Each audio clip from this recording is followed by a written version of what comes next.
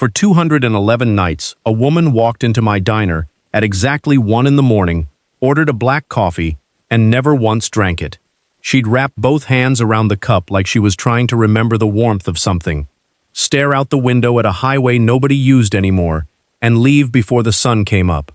Always exact change, always a folded napkin, always gone before I could ask the one question I wanted to ask. Who are you waiting for? I counted those nights without meaning to, and on night 212, when she finally told me the truth about why she came, I understood that the loneliest man in that diner had never been one of the customers. It had been me, all along, standing behind the counter, waiting for a woman I was too much of a coward to talk to. My name is Eli Marsh. I'm 32, and I run a diner called the Blue Hour out on Route 9, a stretch of two-lane highway that the new interstate killed about a decade ago. You've driven past 100 places like it, chrome going dull, a neon sign with one letter that flickers, a parking lot that's mostly weeds reclaiming the asphalt one crack at a time. My father built it. He named it after the hour just before dawn, the one painters are always going on about, the Blue Hour, when the night isn't quite over and the day hasn't decided to start. He used to say it was the only honest hour there was, because everybody who's awake at the Blue Hour is awake for a reason. Insomniacs, truckers, the heartbroken, people with somewhere to be, and people with nowhere left to go. He died 3 years ago. Quietly, the way he did everything. One morning he was prepping the grill, and the next he wasn't. And I came home from a job in the city I'd been telling everyone I loved and didn't. And I took over a diner I had spent my whole adolescence swearing I'd never get stuck in. Funny how that works. You spend your youth running from a place, and then the place becomes the last thing your father's hands ever touched, and suddenly you can't imagine selling it to a stranger who'd gut it for the copper. So I stayed. I kept it open all night, the way he had, even though the math made no sense. Most nights I served maybe 4 people between midnight and dawn. A trucker named Boone who'd been coming since before I was born, a nurse who got off shift at 2 and couldn't sleep, the occasional lost soul who pulled off the highway thinking they wanted to keep driving and realized, somewhere around the 3rd cup of coffee, that they didn't. And then, one cold night in October, the door opened at 1 in the morning and she walked in. I want to be honest about the first time, because the truth is, I almost didn't notice her. She came in out of the dark, shook the rain off a long gray coat, and slid into the corner booth, the one by the window with the cracked vinyl my dad never got around to fixing. She had dark hair pulled back, tired eyes, the kind of stillness that some people carry like a held breath. I brought a menu. She didn't take it. Just coffee, she said. Black. That was it. That was the whole conversation. I brought the coffee. She wrapped her hands around it and looked out the window at the empty highway, like she was watching for headlights that weren't going to come. And when I cleared the table near closing, the cup was still full, gone cold, untouched. She left exact change and a napkin folded into a small, careful square, and she walked out into the Blue Hour, and I figured I'd never see her again. I saw her the next night, and the night after that. By the end of the first week, Boone noticed before I'd admit I had. He nodded toward the corner booth one night and said, around a mouthful of pie, "Your girl's here." "She's not my girl. She's a customer." "Customer," Boone said, "drinks the coffee." I told him to mind his own business. But the thing is, he wasn't wrong, and we both knew it. Because by then, I had started doing something I hadn't done in years. I'd started looking forward to 1 in the morning. I learned things about her slowly. The way you learn a song you're only catching pieces of. She wrote in a small notebook with a green cover, fast, then stopped, then crossed things out. She flinched at the sound of the bell over the door, even though she was the one who'd walked through it. She wore the same gray coat every night, and a thin silver ring on a chain around her neck, not on her finger, and I caught myself wondering about that ring more than a grown man should wonder about a stranger's jewelry. For 3 weeks, we exchanged maybe 40 words total. Coffee. Black. Thanks. Good night. 40 words. And I'd somehow built a whole person out of them in my head, the way lonely people do. It was Boone who finally pushed me. He left one night around 2, paused at the register, and said, low enough that it wouldn't carry. Eli. Your dad waited 11 years to ask your mother to dinner. 11 years. You know what he told me before he passed? Said the only thing in his whole life he regretted was all the time he spent being careful. He put his money down. Don't be careful, kid. Careful's just fear in a nicer coat. I stood behind that counter for a long time after the bell stopped ringing. Then I made 2 coffees instead of 1, and I carried them both to the corner booth. She looked up, surprised. I think it was the first time anyone had sat down across from her in that booth. You don't drink it, I said, setting the cup in front of her. I noticed. 200. A lot of nights now, and you never drink it. So either my coffee's terrible, which is possible, my dad bought the machine in 1994, or you come here for something else, and I'd be lying if I said I wasn't curious which. For a second I thought I'd ruined it. Her face did something complicated, and then, for the first time in 3 weeks, the corner of her mouth moved. Not quite a smile, the blueprint of one. Your coffee's terrible, she said. Brutal. It's the truth, but it's brutal. You asked. I did. I sat down across from her. The vinyl creaked. I'm Eli, by the way. I own the terrible coffee. She looked at me for a long moment, like she was deciding whether to let a stranger have her name. Wren, she said finally. Wren, I repeated. Like the bird. Like the bird that's too small to bother anyone. I don't know, I said. You've bothered me for 3 weeks. And then, hearing how that came out, I winced. I didn't mean. But she laughed. A real one. Low and a little rusty. Like a sound she didn't use much anymore. And I swear to you, in a dead diner on a dead highway at 1 in the morning, that laugh felt like the most alive thing I'd heard in years. You're worse at this than you think you are, she said. At what? Whatever this is. She wrapped her hands around the fresh coffee. Didn't drink it. But she didn't look out the window either. She looked at me. Sit then, since you're so curious. But I'm warning you now, I'm not a good story. Lucky for you, I said. I've got nowhere to be until sunrise. She didn't tell me everything that first night. People who are running from something never do. But over the next 2 weeks, the corner booth stopped being a place she sat alone and became a place we sat together, and the story came out the way light comes up in the blue hour, slow, and then all at once. Wren was 30, and she was driving.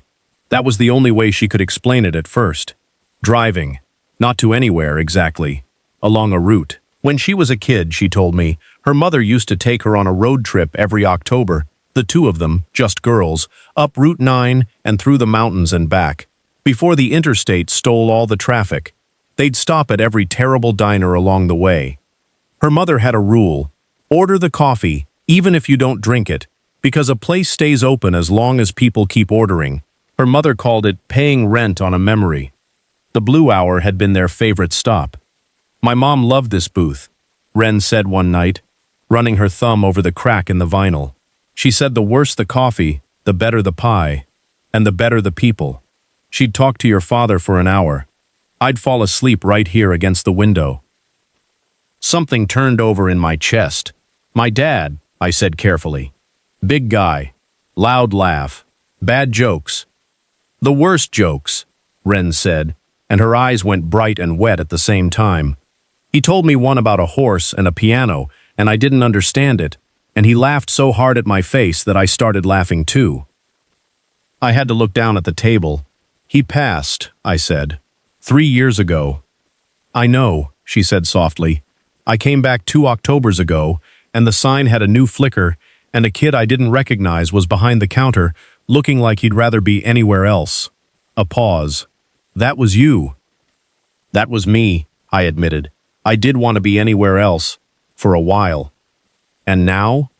I looked up at her, at the highway behind her, dark and empty, and at the small woman with the silver ring on a chain who had been paying rent on a memory in my father's diner for 200 and some nights. Now, I said, 1 in the morning's gotten to be my favorite time of day. She didn't say anything to that, but she reached across the table, just a few inches, and turned the napkin holder a 1/4 inch, the way you do when you need something to do with your hands, so they don't do the thing they actually want to do. And I noticed. God help me, I noticed everything by then. Here's the part I didn't see coming. The road trip wasn't nostalgia. It was a goodbye. Ren's mother had died 18 months earlier. The silver ring on the chain had been hers, and Ren had spent a year and a half not knowing how to grieve a woman who had been her whole world, until she'd finally gotten in her mother's old car and started driving the October route they used to drive together, stopping at every diner, ordering coffee she didn't drink, trying to find her mother in the places her mother had loved. The Blue Hour was the last stop, the turnaround point, the place where, every year, they used to spend the night in the corner booth, and then point the car home. And here was the thing that hollowed me out when she finally said it.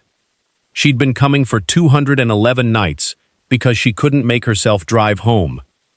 Because driving home meant the trip was over, and the trip being over meant her mother was, finally, completely, gone. So she kept coming back to the turnaround point, and not turning around. She kept ordering the coffee. She kept paying rent on a memory she was terrified would evict her the moment she stopped. I sold the house last month, she said. The diner was empty. Even Boone had gone home. It was just us and the hum of the broken coffee machine, and the rain on the window. There's nothing to drive home to anymore, and there's a job. In another country, actually. Lisbon. A real one. A good one. The kind you don't say no to. She turned the ring over on its chain. I leave in 9 days, so I guess I finally have to turn the car around. I keep coming here instead. I want to tell you I said something wise. I didn't. I sat there with my heart doing something painful and complicated, because I had spent 3 weeks falling for a woman, and she had just told me she was leaving the continent in 9 days. And the universe, it seemed, had a real sense of humor about people who waited too long to stop being careful. Stay, I said. It came out before I could stop it. Too fast. Too much. I mean, don't, I'm not. That came out wrong. Ren looked at me, and for the first time she looked scared, not of me, of the thing sitting in the booth between us that neither of us had named. Eli, she said quietly, don't. Don't what? Don't make this harder than it already is. And then she got up, left her exact change and her folded napkin, and walked out into the Blue Hour, and I stood at the window like an idiot and watched her taillights disappear up Route 9, and I thought, that's it. That's the last of her. You waited 211 nights and you blew it in one. But she came back the next night. She always came back. It was night 212, and there was a storm. A real one. The kind that knocks the power out and turns the highway into a black river. I'd already flipped the sign to closed. No one was driving in that. But I left the door unlocked, the way my father always did. Because you never know who the Blue Hour's going to send you. And at 1 a.m. exactly, the bell over the door rang, and there she was, soaked through, gray coat dripping, hair plastered to her face, looking nothing like the careful, still woman who'd walked in 3 weeks earlier. The power's out half the county, she said. I almost drove off the road twice. Then why are you driving? Because it's 1 a.m, she said. And this is where I'm supposed to be. We lit the place with the emergency candles my dad kept in the back for exactly this, and a couple of the trucker lanterns. And the diner went gold and flickering and small, just the two of us inside the warm light, and the whole roaring dark pressed up against the windows. I made coffee on the gas burner since the machine was dead. She didn't drink it, but she didn't sit in the corner booth either. She stood by the old jukebox, another thing of my father's, half the songs scratched beyond playing, and she ran her fingers over the buttons. Does it work? Some of it. The good half died with the warranty. She fed it a quarter anyway. The mechanism whirred, a record dropped, and out came something old and slow and a little warped, a song I half remembered my parents dancing to in this exact room after closing when they thought I was asleep in the back booth. Ren turned around. The candlelight was doing something to her face that I'm not going to be able to describe right no matter how many times I try. My mom and your dad danced to this, she said, right here. I watched them. She made him. He was terrible. He kept apologizing. Her voice caught. I haven't been able to listen to it since she died. I've skipped it on the radio. Walked out of stores. She swallowed. And I just put a quarter in for it. Why? Because I'm leaving in 8 days, she said. And I'm tired of being careful. And I think if I don't do one brave thing before I get on that plane, I'm going to spend the rest of my life ordering coffee I never drink. And then she held out her hand. I have replayed the next few seconds more times than I can count. The candlelight. The storm. The warped old song that my father danced to before I ever knew what it would mean. I crossed the floor of the diner I'd sworn I'd never get stuck in, and I took the hand of a woman who was leaving, and I pulled her in, and we danced. Badly, both of us, laughing a little, the way you do when something matters too much to do well. You're terrible at this, she whispered against my shoulder. My dad was too. Maybe it's hereditary. Maybe it's the only thing worth being bad at. We weren't really dancing by the end. We were just standing close, swaying, her forehead against my jaw, my hand at the small of her back, the storm howling and the candles guttering, and the whole impossible warmth of the moment held together by a song that was running out of grooves to play. She pulled back just far enough to look at me. The ring caught the candlelight. Her eyes were wet and unafraid for the first time since I'd met her. Eli, she said. Yeah, I'm going to do the brave thing now. Tell me if it's a mistake. It's not, I said. I've been waiting since night 1 to tell you it's not. And she kissed me. It wasn't careful. That's the thing I keep coming back to. After 3 weeks of both of us turning napkin holders and looking out windows and not saying the thing, it wasn't careful at all.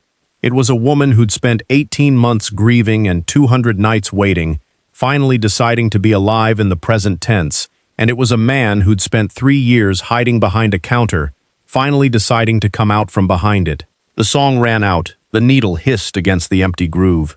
Neither of us moved to fix it. When we finally broke apart, she laughed, soft and shaking, and pressed her forehead to mine. That was a terrible idea, she whispered. The worst, I agreed. Do it again. So she did. We had 8 days. I'm not going to pretend they were simple, because the best things almost never are, and we both knew exactly what was sitting at the end of them. Lisbon. A plane. A job you don't say no to. Every night that week she came in at 1 in the morning, and we stopped pretending it was about the coffee, and we talked until the blue hour turned gold. And every single night the goodbye got a little closer, and a little harder. On the 6th night, she said the thing out loud, that we'd both been avoiding. I can't ask you to come, she said. We were in the corner booth, her legs across my lap, her notebook closed for once. You have the diner. You have your dad's whole life sitting in this building. I'd never forgive myself for asking you to leave it. And I can't not go. It took me 18 months to want anything again, Eli. And the first thing I wanted was that job. Before I wanted... She stopped. Before you wanted me, I finished. Before I wanted you, she said quietly. And I can't unwant either one. That's the whole problem. I finally have 2 things I want, and they're on different continents. I looked around the diner, at the cracked vinyl, at the dead jukebox, at the flickering sign throwing its broken neon across the empty parking lot, my father's whole life, like she said. And I thought about what Boone had told me. The only thing he regretted was all the time he spent being careful. My dad didn't love the building, I said slowly. I've had it backwards this whole time. I thought staying was about being loyal to a place, but he didn't name it after the floor plan. He named it after the hour, the blue hour. He cared about the people who came in at 1 in the morning because they had nowhere else to go. I took her hand. I've spent 3 years thinking I was keeping his diner alive, but I think I was just hiding in it, waiting for a reason to want my life again. I looked at her, and then a woman started ordering coffee she never drank. Wren's breath caught. Eli, I'm not saying I'd follow you to Lisbon tomorrow. That'd be insane. We've known each other a month. I smiled, but I'm saying the building isn't the thing. It was never the thing. Boone could run it, or I could sell it to someone who'll keep the sign and learn the jokes. My dad's life isn't in the walls. It's in the part of me that finally walked out from behind the counter. I squeezed her hand. Don't tell me to be careful. I've been careful for 3 years, and all it got me was 211 nights of watching you not drink your coffee." She was crying now, but smiling through it, the way she had the first night she told me about my father's terrible jokes. "You'd really do that," she said. "Burn the safe thing down, for someone who's leaving in 2 days." "I wouldn't be burning anything down," I said. "I'd be finally turning the car around, same as you." She flew to Lisbon on a Tuesday. "I want to be honest with you, because the people who watch these stories all the way through deserve the real ending and not the easy one." She got on that plane. I didn't have some grand airport run. The nearest airport was 3 hours away, and I had a diner to close and a life to untangle. And real love is mostly logistics dressed up as feeling. We said goodbye in the parking lot under the flickering sign at the Blue Hour, and it was awful, and it was hopeful, and she pressed the silver ring into my hand, her mother's ring, and said, "Hold on to rent.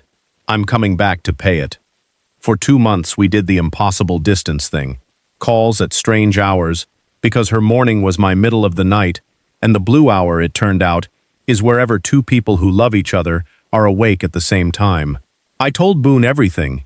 He just nodded like he'd known the whole time, which he had. I found a buyer for the Blue Hour, a woman from 2 towns over who'd waited tables there in high school and cried when she saw the corner booth, which is how I knew she'd keep the jokes alive.